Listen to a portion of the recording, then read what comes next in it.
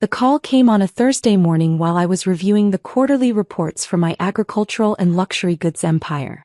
Diana Chin from Platinum Events sounded deeply uncomfortable as she delivered the message that would permanently alter my relationship with my family. Ms. Rodriguez, I'm calling about your sister Isabella's engagement party this Saturday.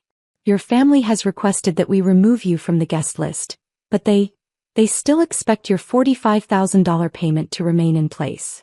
I paused, setting down the financial statements showing record profits from my vineyard operations. Through my office windows I could see the rolling hills of Napa Valley where my properties stretched across 3,000 acres. Land my family had no idea I owned. Remove me from the guest list? What reason did they give? Diana's voice became strained.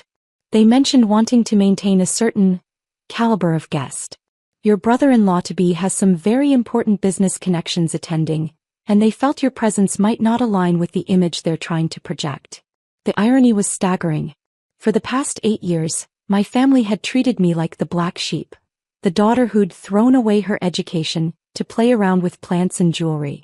They had no idea that my plant hobby had evolved into Verde Vista Holdings, a $2.7 billion empire encompassing luxury vineyards, high-end jewelry stores, and the largest greenhouse operation on the West Coast. I see. And they expect me to fund a party I'm not sophisticated enough to attend. It appears so, yes.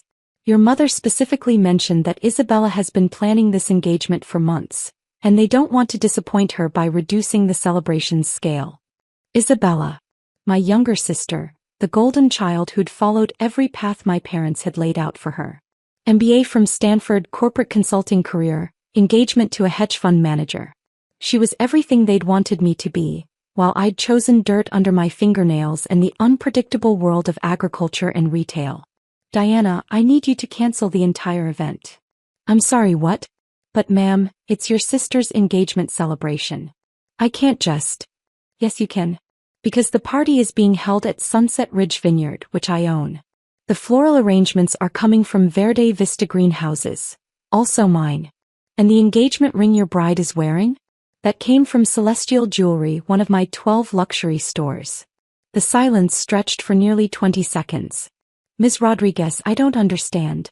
The contracts show different vendor names. All subsidiaries of Verde Vista Holdings. I'll have my legal team send over the ownership documentation within 30 minutes.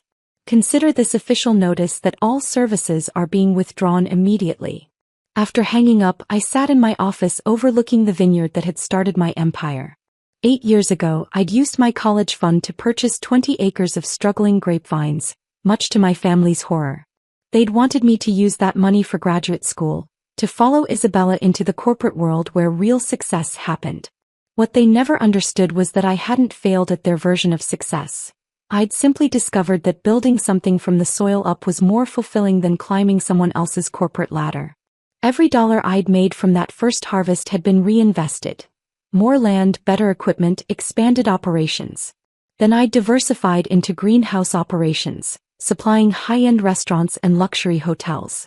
The jewelry stores had come later, when I'd learned that wealthy vineyard visitors wanted exclusive pieces to commemorate their experiences. But to them I was still just Carmen, the disappointment who'd chosen manual labor over a corner office. My phone buzzed. Isabella's name appeared on the screen. Carmen, what did you do? Diana just called crying, saying the engagement party is cancelled. Good afternoon to you too, Bella. Don't Bella me. She claims you own the vineyard and the florist and somehow the jewelry store where Marcus bought my ring. That's impossible. It's completely possible. I own all of them. You're lying.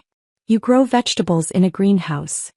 I own 47 greenhouse facilities across California, Oregon, and Washington. I also own 3 vineyards, 12 jewelry stores, and the largest organic produce distribution network on the West Coast. I could hear her breathing heavily on the other end of the line. Even if that's true, you can't cancel my engagement party. I can, and I did.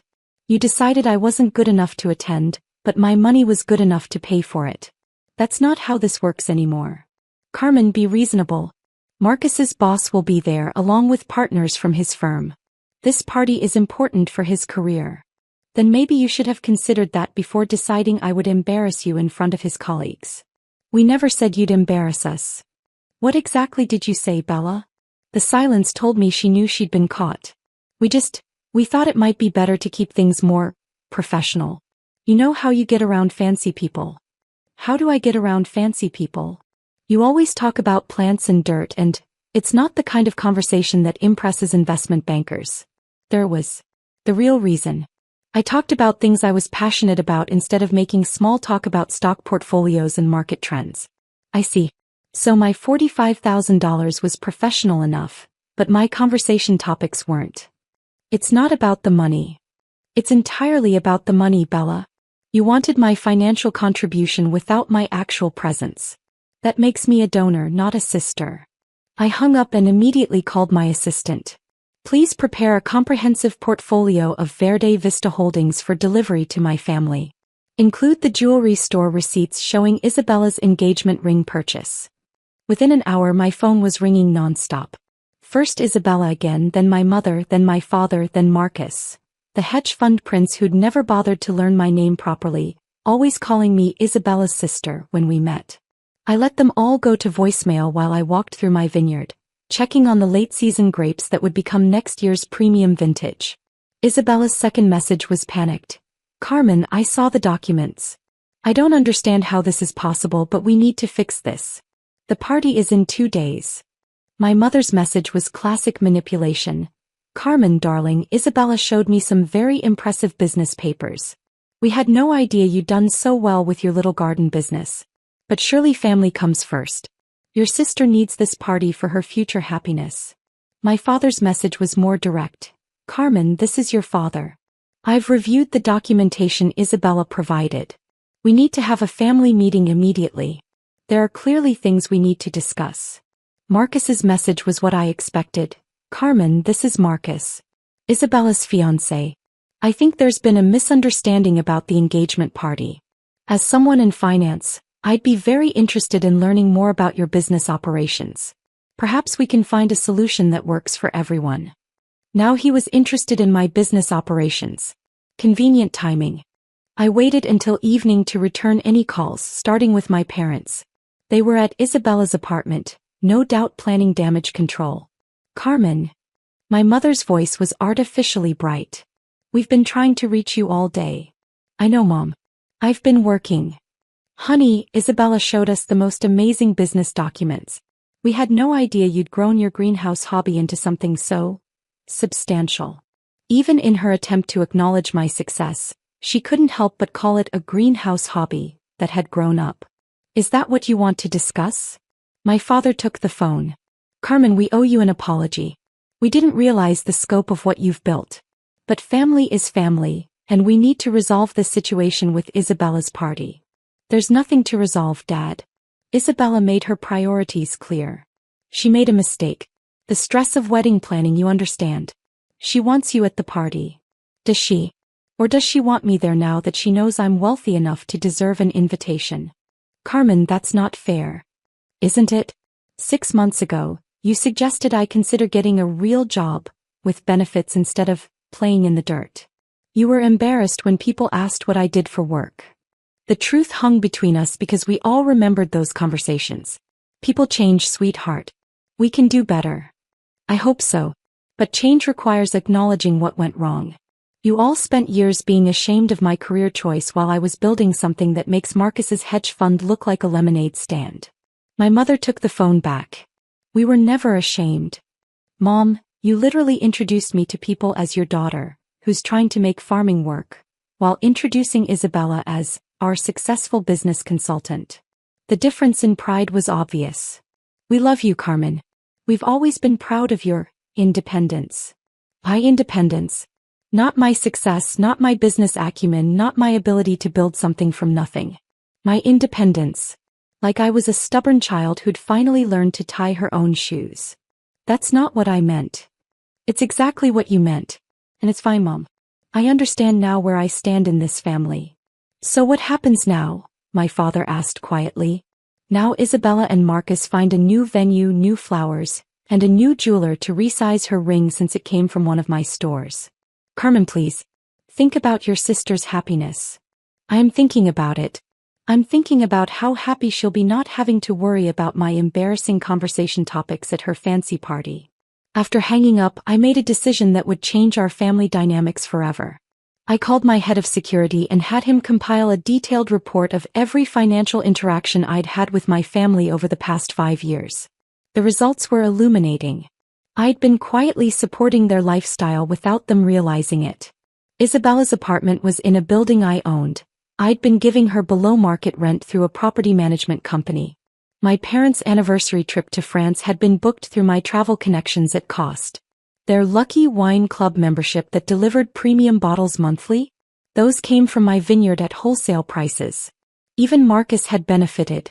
His hedge fund's biggest client was a pension fund that invested heavily in agricultural holdings. My agricultural holdings. I'd been indirectly contributing to his commission checks for 2 years. I'd been the invisible hand making their successful lives more affordable while they looked down on me for choosing dirt over dividends. But I also did something else. I called the most exclusive event planning company in San Francisco and arranged for a surprise engagement celebration for Isabella and Marcus. Not at my vineyard but at my private estate in Sonoma, a property they didn't know existed. Then I contacted their actual friends, the people who'd known Isabella since college, and invited them to celebrate her engagement properly. If my family wanted to exclude me from their networking event masquerading as a celebration, fine. But I was still going to honor my sister's engagement the way it deserved to be honored. Saturday morning arrived with perfect California sunshine. I was in my greenhouse, checking on the rare orchids I cultivated for high-end hotels, when my security system alerted me to visitors at the estate gate. Through the camera I saw my father's Mercedes with my entire family inside. I'd never invited them to the Sonoma property. They'd never known it existed. The estate was something I'd purchased 2 years ago when I wanted a more private space away from the commercial vineyard operations. "How did you find me?" I asked through the intercom. "We hired a private investigator," Isabella said, her voice tight with stress. "Carmen, we need to talk." I buzzed them through, curious about what their investigation had revealed. They drove slowly up the winding driveway, past the guest cottages and sculpture garden, until they reached the main house. Through my office window I watched them sit in the car for several minutes, taking in the scope of the property. When they finally approached the front door my mother was crying. "Carmen, this place is incredible." "Thank you. Would you like to come in?" They followed me through the foyer with its soaring ceilings and living walls of plants, past the great room with its floor-to-ceiling windows overlooking the valley, to the kitchen that opened onto the infinity pool terrace. "The view is breathtaking," Isabella whispered. I bought the property for the privacy and the growing conditions. The house was a bonus. Marcus was studying the wine collection displayed along one wall. Bottles from my vineyard, many of them vintage years worth thousands of dollars each. "Carmen, this wine collection alone must be worth more than your annual salary, yes." My father was examining the custom cabinetry made from reclaimed wood from my original vineyard. "Sweetheart, this must have cost millions. I own it outright. No mortgage, no business loans. Everything you see was purchased with profits from my greenhouse hobby." Isabella sank into one of the kitchen island stools. "Why didn't you ever tell us about any of this?" "Because I wanted you to be proud of me for following my passion and building something meaningful, not impressed by my bank account. I wanted you to invite me to your engagement party because I'm your sister, not because I can afford to pay for it." "But we are proud of you," she protested. "Really? When was the last time any of you asked about my business without suggesting I should consider a more traditional career?" None of them could answer. Marcus stepped forward. "Carmen, I owe you an apology. I've been dismissive of your work because I didn't understand the scale of what you've built. From a business perspective, what you've accomplished is remarkable." "From a business perspective?" "What I mean is, as someone who works with agricultural investments, I should have recognized the potential in what you were doing. Marcus, you've never once asked what I was doing. You assumed it was small scale because it involved plants." Isabella stood up, tears streaming down her face. "Carmen, I'm so sorry. We were horrible to you. I was horrible to you. You were thoughtless. There's a difference. I don't want to party without you. I never did. I was just scared that Marcus's colleagues would judge our family if they thought we weren't successful enough." "And you thought I made the family look unsuccessful?" "I thought your work was small and local and I was intimidated by Marcus's world. I wanted everything to look perfect." I looked at my sister, really looked at her. She was still the little girl who'd followed me around the garden when we were children, asking questions about every plant and flower. Bella, what makes you happy? Not what impresses Marcus's colleagues, but what actually brings you joy. She thought for a moment. Working with plants, actually. I loved helping you in the garden when we were kids. I've always missed that connection to growing things. Then why did you choose consulting? Because it was what Mom and Dad expected. Because it seemed more impressive than getting dirt under my fingernails. What if impressive isn't the goal? What if the goal is building a life that fulfills you? Is that what you did? Every day. Even when it was scary, even when you all thought I was making a mistake. My mother joined the conversation. Carmen, we want to understand what drives you. We want to support your dreams, not dismiss them. Even when those dreams don't match your expectations? Especially then, my father said firmly. We've learned that our expectations were too narrow. My phone chimed with a text from my event coordinator. Private engagement celebration ready at Estate Gardens. Guests arriving at 4 p.m. Actually, I said, there's something you should know. I've planned a different kind of engagement celebration for Isabella and Marcus. What do you mean? Isabella asked. Your real friends, the people who love you for who you are, not your professional connections, will be arriving here in a few hours for an intimate engagement party. I've arranged for your college roommate to fly in from Boston, your theater friends from Stanford, and Marcus, I contacted your college buddy who runs that nonprofit you've mentioned. You did all this? Isabella's voice was thick with emotion. You deserve to be celebrated. But by people who love you, not by those you're trying to impress for business reasons. Marcus looked uncomfortable. Carmen, I should explain about my colleagues. You don't need to explain anything to me, Marcus. But you might want to think about whether building a marriage on impressing other people is the foundation you want. Isabella started crying again. Carmen, can you forgive me? I was so wrong about everything. I can forgive you. But things have to change. I won't be treated like the embarrassing family member who's only valuable for her checkbook. They will change, Isabella promised. I want to know about your businesses, your passion for growing things, everything. I want to understand why you chose this path and what drives you. And I want to learn from you, Marcus added quietly. About building something sustainable, about following your vision even when others doubt you. That afternoon, I watched Isabella and Marcus celebrate their engagement in my garden overlooking the Sonoma Valley. 30 of their closest friends had come, people who'd known them for years and cared about their happiness, not their professional networks. Isabella gave a toast that surprised me. To everyone who came to celebrate with us today, thank you for loving us for who we are. And to my sister Carmen, who taught me today that success isn't measured by other people's expectations, but by staying true to your own vision and building something that matters. Later, as the sun set over the vineyard, Isabella found me by the infinity pool. I have something to ask you. What's that? Would you consider letting me work with you? I know I'd have to start at the bottom and learn everything, but I want to get back to what I loved as a kid. I want to work with plants again. What about your consulting career? What about it? I've been miserable for 3 years trying to be someone I'm not. Watching you today, seeing what you've built by following your passion, I want that kind of fulfillment. It's hard work, Bella. Long hours, dirty hands, failed crops, difficult seasons. I know. But it's real work, building something that matters. I want to learn from you. What does Marcus think about this? She glanced over at her fiancé, who was deep in conversation with my vineyard manager about sustainable farming practices. He's more interested in what I do now than he ever was when I was trying to impress his colleagues. 6 months later, I was walking through the greenhouse with Isabella, teaching her about soil composition and nutrient balance. She'd given notice at her consulting firm and started working for Verde Vista as an agricultural apprentice. Her hands were dirty, her hair was pulled back in a practical ponytail, and she was genuinely happy for the first time in years. The tomatoes in Section C are ready for harvest, she reported, consulting her tablet. And the new orchid hybrid is showing promising growth patterns. Excellent. What about the wedding plans? We've decided on a small ceremony here at the vineyard. Just family and close friends. No business, networking disguised as a celebration. That sounds perfect. Carmen, I need to thank you again for canceling that engagement party. It was the wake-up call I needed to figure out what really mattered to me. And what's that? Family.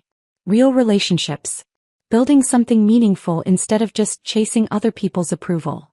That evening, I had dinner with my parents at the main house. Something that had become a weekly tradition since the engagement party incident. My mother was showing me photos from Isabella's latest greenhouse project while my father grilled vegetables from our organic gardens. "She looks so happy," my mother said. "She's happy. She's finally doing what she loves." "Like you always have," my father added, joining us at the table. "It wasn't always easy being the family disappointment." "You were never a disappointment, Carmen. We were just too narrow-minded to see the bigger picture. And too proud to admit when we were wrong," my mother added. Marcus arrived with wine from my vineyard, another new tradition. He'd become genuinely interested in sustainable agriculture and was considering shifting his investment focus to green technologies. "Carmen, I've been thinking about what you said about building something meaningful versus just making money. And I want to start an investment fund focused on sustainable agriculture and environmental technology. Would you consider being a founding partner? Only if you understand that this isn't about making quick profits. It's about building systems that will sustain communities for generations." That's exactly what I want to be part of. As I watched my family gathered around the dinner table, sharing stories about their days and planning future projects together, I realized that canceling the engagement party had been the best decision I could have made. Not because it punished them, but because it forced all of us to confront what really mattered. Now, instead of being the family embarrassment who secretly funded everyone's lifestyle, I was simply Carmen, successful businesswoman, devoted sister and daughter, and the person they came to when they wanted to learn about building something that would last. And that, I thought as Isabella showed me her sketches for expanding the Orchid program, was worth every uncomfortable conversation it had taken to get here. The following weekend, as I stood in my vineyard watching Isabella and Marcus exchange vows surrounded by the plants and flowers that had brought our family back together, I felt a deep sense of satisfaction. Not because I'd proven my worth to my family, but because we'd finally learned to love each other without conditions. That, more than any business success, was the real harvest.